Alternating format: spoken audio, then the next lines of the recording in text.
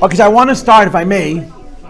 I'll try not to get carried away. I'm very good at starting to talk. I'm just not that good at stopping. You'll find that out in short order. I love You think? Exactly. Well, then I'm very Jewish. No kidding. Okay, but I'll try to sort of break it up so that I don't absolutely lose you. But I want to start by simply giving you a sense of the story. Hasidus is a very interesting body within Judaism. It's hard to define it. Exactly how do you define what Hasidism is? Obviously, it's an Ashkenazic Jewish movement. It's not a Sephardic Jewish movement. It's a European movement, not a Mediterranean movement.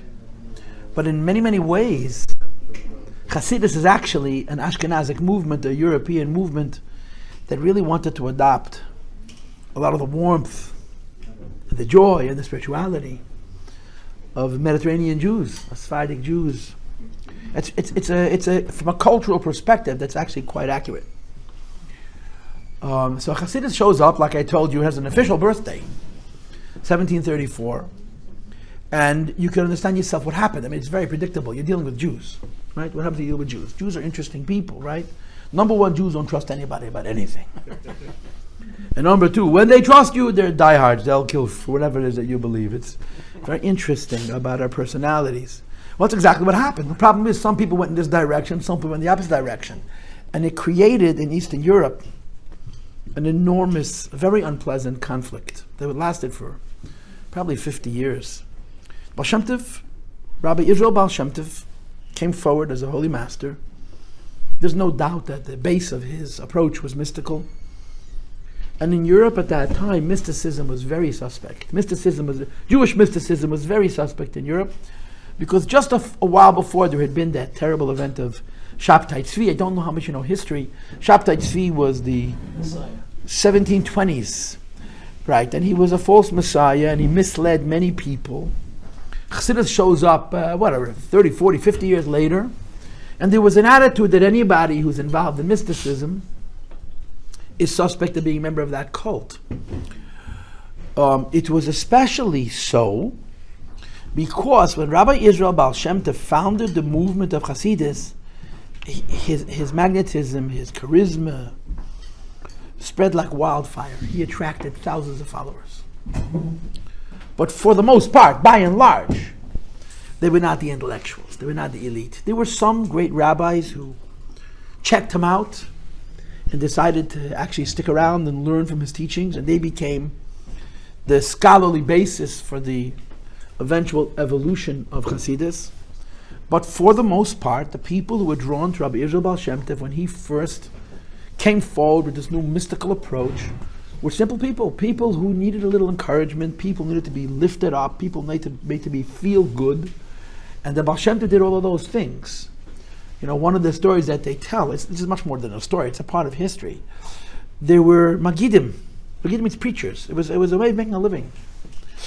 Preachers went around from city to city and gave talks to encourage people to be more religious. But this is not America, you understand. This is a very different world. This is Eastern Europe.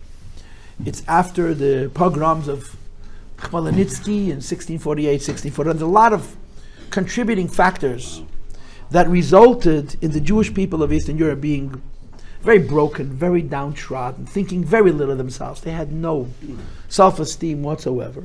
And these preachers had come around, these Magidim, that come to town with credentials from great rabbis, that they were great scholars, and they were very pious people, and that they knew how to preach, and they'd come to shul, and they'd gather all the people, and basically send them to... They tell them how they were no good, and this was wrong, and that was wrong, and the other thing was wrong, and they weren't religious enough here, didn't have enough respect for rabbis, whatever it was. This was just European Judaism. It was fire and brimstone. It was very dogmatic, and it was all about riling people up by frightening them. Not exactly the pill that these people needed. The Baal Shem Tov shows up with a handful of chavra, a handful of people, and he begins to offset this. You know, the way the story is told, and this story didn't happen once, it happened 100 times. A man shows up in a shtibel. A man shows up in town A middle-aged fellow, nobody knows who he is and where he's coming from. His name is, let's say, Moses. And someone says to him, where are you going to stay while you're in town? Oh, I can sleep on a bench, I'm fine. What about food? I have some bread. Do you have anything to provide all your remaining accommodations? Whatever I have, I need. Whatever I need, I have. I'm self-sufficient. And the man had nothing. He had a few pennies and a piece of bread, slept on a bench, and he began to make people's acquaintance. These were holy rabbis. These were great tzaddikim, who instead of doing what the typical scholar did in those days, was sit in a room full of books, they ran around looking for Jews, which is what the Baal Shem Tov did then. And he met a lot of very broken people. And he became their friend, and he talked to them, and he lifted their spirits. And if he stayed long enough, he began to set up partnerships. He would learn with them, men, women, and children. There was a lot of ignorance at that time in Eastern Europe. And he would make acquaintances with the people, and the people would fall in love with him. And the non-Jews liked him. He was a nice guy, he was an honest man. If a Jew and a non-Jew had business disputes, they would come to this Moshe the Melamed, and he was always honorable and fair. He never favored the Jew over the non-Jew. His judgment was final. And he became a favorite of the people in town. And then one day a maggid shows up, a preacher comes to town, and he goes to the head of the community, and he's got his credentials, and he gets up to speak, and everybody gathers, they come with their boxes of tissues, and he starts to speak, and he's quoting one Talmudic passage and a second Talmudic passage. He knows the stuff, he's a rabbi, he's a scholar, and he starts to talk to the people about their inadequacies, the fact that they can't study Torah, and that makes them ignorant, and because they're ignorant, they make mistakes in their performance of mitzvahs. I mean, try that in America. I mean, the people are out the door in a minute. But they ate it up. They thought that they deserved it. They felt that they're worthy of this kind of humiliation. But Moshe the Melamed is sitting in the back of the shul on a bench. He's sleeping, And this preacher is really going at it, and the people are getting really, really upset. And he sits up, Moshe the Melamed. He says, wait a minute. So you quoted this passage of the Talmud, and this passage of the Talmud, and this, but there's one you forgot. The Talmud also says that the worst Jew is a Jew. That God loves every Jew. And he had for every passage that the preacher had, Rabbi Moshe had another one. That was exactly the opposite. And the people sitting in shul discovered that in the Talmud it doesn't tell them how terrible they are. There are actually passages in the Talmud that tell them that they're wonderful. And by the time Moshe and this preacher were done with their debate, the preacher would walk out with his tail between his legs. He collected his fee and he ran. And the people felt relieved. They'd never heard anybody tell them that they were ignorant and they were simple and they were unschooled. We're good. This was a big deal. The Baal Shem Tov did this in many hundreds of times, not by himself. He had a whole following of hidden followers, of hidden tzaddik. Now the way this story plays out is the Melamed, we'll call him Moses, sits around for about 6 or 7 months. During this time he becomes friends with everybody in town. He sets up to learn with the men and with the women and with the children, and he whets their appetite for knowledge. He tells them that they're worthwhile, that God loves them, and they should do their best, and that they should be honest. They should be honest not only in their business dealings with fellow Jews, they should be honest in their business dealings with non-Jews. And then after some point, 7, 8, 9 months, you show up in shul one morning, he's gone. Where'd he go? He went to the next town. He's doing the same spiel again. You understand? He sleeps on a bench. People come in the morning. Shalom Aleichem, what's your name? Moshe, where are you going to sleep? On a bench. You have what? You got a hard piece of bread? You need anything? No, I'm good. So the people of the first town were very disappointed to see that Moshe is gone. But he created enough of an appetite that they would go and bring a teacher from someplace else to teach them. And slowly but surely he thought out the terrible ignorance that had set in Eastern Europe because of the pogroms of 1648-49. This is the earliest initiative of the Baal Shem Tov, really one of the earliest initiatives of the Baal Shem Tov, to lift people up, to make people feel good. And I just want to say something very interesting and important. The first big social work project of the Baal Shem Tov was to help people make a living. Literally to make a living, to support themselves.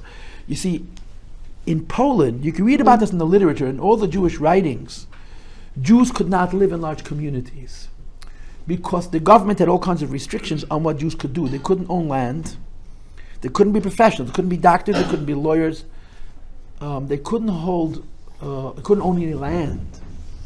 So the only way for Jews to make a living is to do the kinds of work that did not allow for too many of them to live. How many tailors you need in one shtetl? How many shoemakers? And how many blacksmiths, and how many milliners? So Jews lived in very small communities. Such small communities that many of them in Poland never davened with a minyan. They didn't have 10. So there were 4 or 5 of them. And Rosh Hashanah, they'd go to another town where they would collect, and they would have enough to make a minyan for Rosh Hashanah Yom Kippur. That's how they lived. So when the pogroms happened in 1648, 1649, the Jews were so scattered they couldn't mount a serious defense. So the reaction to this terrible pogrom, in case you people don't know about this book's written on it. Khmelnytsky killed 17 out of 20.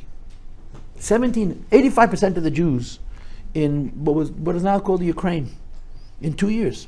Hitler killed 1 out of 2. He killed 17 out of 20. He reduced the Jewish community of Eastern Europe to 50,000 people. And I knew a geneticist, a big doctor, who explained to me why Jews have so many of these recessive genetic diseases, because we had a bottleneck. We're all very closely related. Because after 1648, there were so few of us left, we all intermarried, you understand? So we shared a very heavy pool of unhealthy genes. I'm not complaining. Jews are pretty cool. Last time I checked, we're not bad. Not bad. But we do have to look out for our health, and it's good to take tests and to be aware and not to be foolish and naive, whatever the case is.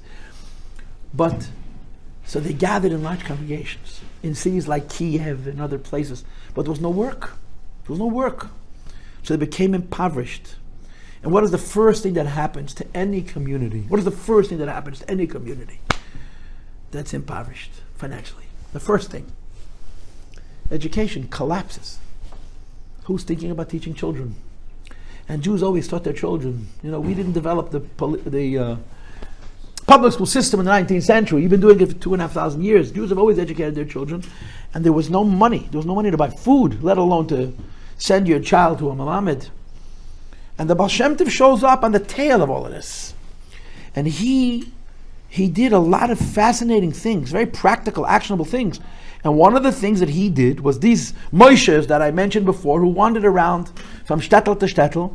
He would come to the Jewish people and say, you need to disperse. You can't live like this. In Poland, you can't make a living in concentrations. Jews, if you can't own land, and you can't be a lawyer, and you can't be a doctor, and you can't have other professions, whatever, you can't write legal notes, whatever it was that were the legal professions in Poland at the time, you need to spread out. And they said, we're afraid. What a Khmelnytsky. And the Baal Shem Tov would basically reassure them that Khmelnytsky is dead and buried, he's not coming again.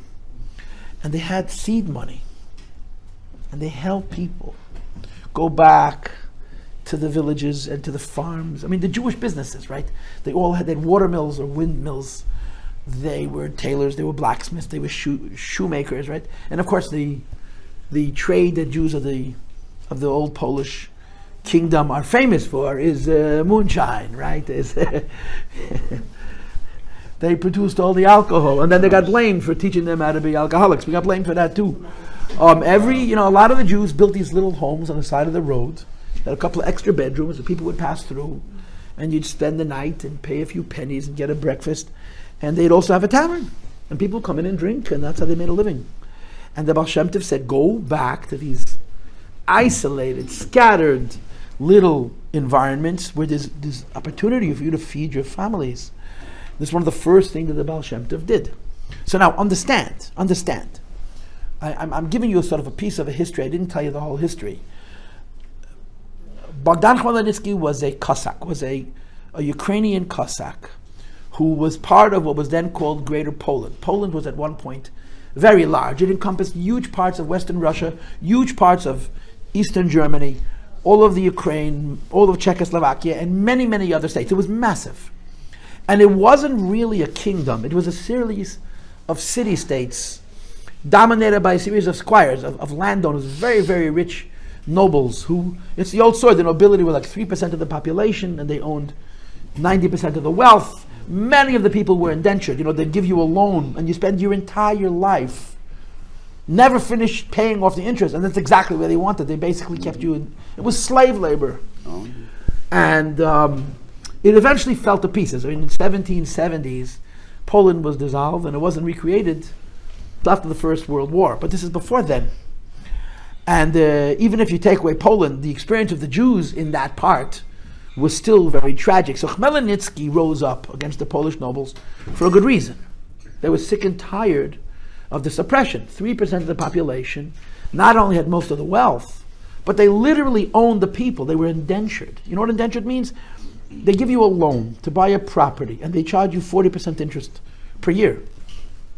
You never finish, and that's exactly how they wanted. So you work for him, whatever, harvesting his wheat, looking after his sheep, no problem, take your time. It was not physically possible to pay those debts. It was a way of essentially having, it continued into Russia. Until the revolution in 1917, many, they called them serfs. Many Russians were basically slaves of the nobles, of the Tsar, and of his, family members. There were tons and tons of Romanovs, right? And but relative to the population. So this Khmelnytsky guy rose up, and they were done with it. And the Polish nobles were half asleep, and they were drunk most of the time. And they eventually woke up. They eventually figured out what was going on. And this loosely collected group of city-states, which made up Greater Poland, got their act together. They had a king who had no power. He was just a puppet, a figurehead. They mobilized an army and they defeated Khmelnytsky. They shut him down. They sent him off to exile and he died in, they joke that they say you kill one person, you get the gallows, you kill two, you get the gallows. You kill millions of people, they put you on an estate in Saudi Arabia and live like a king. And that's what happened to Khmelnytsky, like what happened to Napoleon Bonaparte.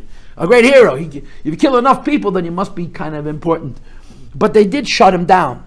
The thing was, Khmelnytsky could not fight with the nobles. They all had standing armies. But the Jews were sitting ducks.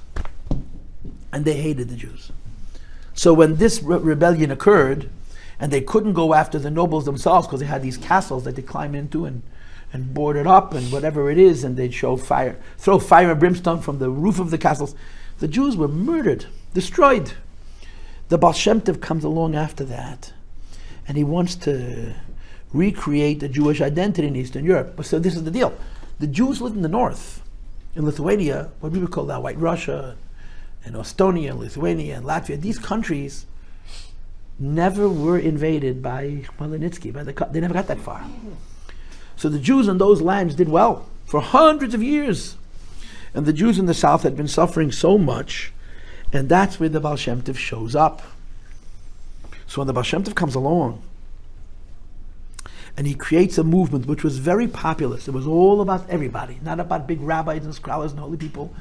So the Jews of the north, who were much more scholarly, they were much wealthier, they were far more secure in terms of the self-identity. They hadn't suffered so much.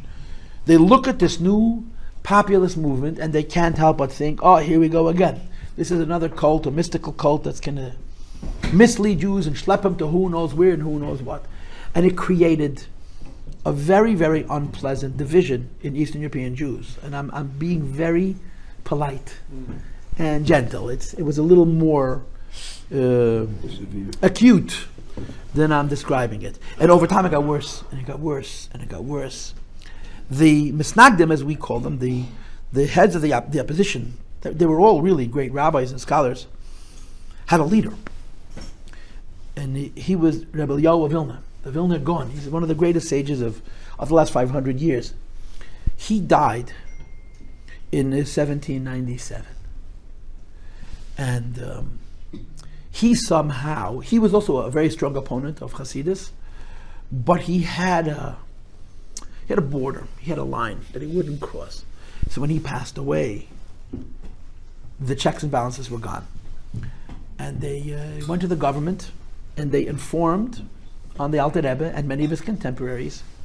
And I'm going to tell it to you directly, this is how I understand it. I mean, it's 300 years later and we're still arguing about the facts, You meet a rabbi, he belongs to the other camp, they'll give you a different version, but my version is the truth because I'm in this camp and I'm never wrong. Just ask me and I'll be happy to tell you. Their idea was to get the Russian government officially to declare Hasidism a different religion. Wow. To cut us out. Like they had done with the Shabtaim, as they had done with the members of Shabtai Tzvi's cult. And but Alter Rebbe didn't want that in the worst way. And it became very, very contested and very painful. He went to jail.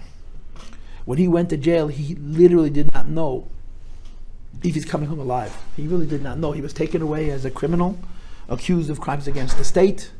In other words, they suspected him, Shalom Aleichem, of the worst kind of crime. They created all kinds of libels. And he was imprisoned. And he spent 33 days literally in a dungeon in the fortress, on the Peter Paul Fortress, which is an island in Petersburg. I was there many years ago. It's literally an island surrounded by a river that flows very, very quickly.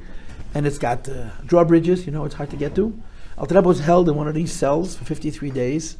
He was cross-examined. He was asked all kinds of questions. There's a lot of details to the story. But when it was all over, the government let him go. And the government said Hasidism is not a different religion, it's Judaism. And it was very important to the Alter Rebbe that the government assert that. Now, 2 years later, this was 1798. 2 years later, in 1800, he was brought a second time. But the second time, they didn't arrest him like a common thief. They invited him to come on the government dole with very honorable accommodations. He stayed in the government properties. They were designated for guests of the state. And he came back to St. Petersburg for another round. And he was treated very finely and very respectfully. But second time around, he was eyeball to eyeball with one of the leaders of the other camp. And he really went after him. He asked him all the hardest questions. And he put the Alter Rebbe in a very difficult position. And the Alter Rebbe was so afraid he'd make a mistake. He'd say one word wrong, it could be misinterpreted. What's fascinating and interesting to look at now is that he chose to answer the questions in writing, as opposed to orally. Now he had a translator. Ben Chaim, his opponent, had a translator from Yiddish into Russian who was a member of his camp. He'd be loyal to his intent. The Alter Rebbe had a translator who translated for him from Yiddish into Russian, who was loyal to his camp, and but the Alter Rebbe wanted to write his answers down so they could be very precise. They found a whole lot of it. About 30 years ago, they found the entire collection of the Alter Rebbe's cross-examination from both arrests. It's probably 100 pages. It's a fascinating read. It's very interesting, because you're hearing what Hasidus is from the father of Chabad, and it's published today in Yiddish. Some of it we have in the original Hebrew. A lot of it the original Hebrew is lost, and we have the Russian translations been retranslated into Hebrew. I just saw an advertisement, someone translated some of it into English. I think it should all be translated. It's a brilliant document, it's a very important document, and you see in part the Alter Rebbe's desperation. You see how concerned he is that the government should decide that Hasidism is not Judaism. He didn't want that. And it didn't happen. And when he was released from prison, it was a huge celebration. Hasidim were beside themselves with joy. The Alter Rebbe himself made it into a very big deal.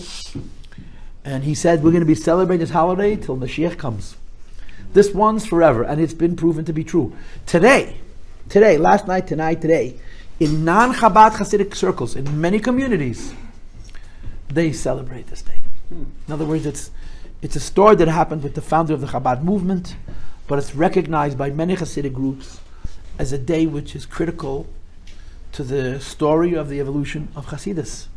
And that's why we're gathered, that's why we're having this Farbrengen, and that's why we're trying to hopefully inspire ourselves and take something meaningful and useful. It's time for me to start the talk. L'chaim v'lebracha. Thank you for reminding me. L'chaim v'lebracha. L'chaim, everybody. L'chaim. Chazak. Words of wisdom. L'chaim, everybody. L'chaim. L'chaim. L'chaim. Oh my God. Can't get over it. Look at you. You look so good. You don't look old. You look just like you were in yeshiva. Look at me. I'm an old pfeiffer, and you look like a young guy. L'chaim. So what was the crux of the opposition's argument? In other words, the crux was that they're making big changes. Okay, but like, and the Alter Rebbe's defense was, all the changes we're making have roots in our tradition. Well, what are these big changes? We're teaching the farmers. Most important thing, no, that wasn't it. The preeminence of prayer In Lithuania, they were scholars. The greatest Talmudic scholars in the history of the world, through the diaspora, lived in Lithuania. You can't deny it. It's true to this day. Okay. And they had a preeminent priority of Torah study. They prayed quickly. They prayed dispassionately, because they felt that the most important thing is Torah study. And they had a source of Mishnah that we say every single morning. That Talmud Torah Keneged Kulam, the most important. I'll show it to you inside. They would quote this passage right here. And the study of Torah is equivalent to them all. This was their big quote. So they're saying you guys aren't studying enough Torah. So you're wasting your time, not just praying, but engaging your hearts and becoming emotional. And in doing that, you're developing strange facial expressions and weird gestures and starting to scream and stamp your feet and dance and sing and actually show humanity in their prayer. And their perspective was, this isn't dignified. This isn't dignified, especially when it's a rabbi. You know, if a simple person acts like a fool, that's his business. But when a rabbi is jumping up and down and singing and dancing, Okay. and the Baal Shem Tov was a great rabbi, and this whole, Thank you. at that time, it came down to a huge preoccupation with passionate prayer. And they felt, what Alter Rebbe writes in his own defense, is that 200 years ago, your ancestors prayed the way we do. You're just lazy. Wow. It's in the documents. In other words, you're reading, we now have the original cross-examination. Right. And you can see the Alter Rebbe's words, and you can see the first time they arrested him, they had no idea why they took him in. Someone sent in a libel. To this day, no one knows who he was. And they took him in just in case. It was Russia. It wasn't America. You know, there's no such thing as. Who were the Russians that were asking those questions? They were interrogating. The second time around, it was one of the leaders. The first time, you see, in the 18th century, in the 1700s, you had intellectuals in the government who were master Talmudists, who studied who knew stuff. They really were educated. They were very intelligent. Non-Jews, sure. And a lot of them even understood mysticism. And they had great curiosity, they had great interest. One of the things that happened is that while the Alter Rebbe was being held, he made friends with a lot of these guys. And it actually worked against the Misnagdim. He made personal friends with some of the members of the royal court who just loved his mind. Thank you. Okay, we'll just take a We gotta sing a niggin. Let's go sing a niggin.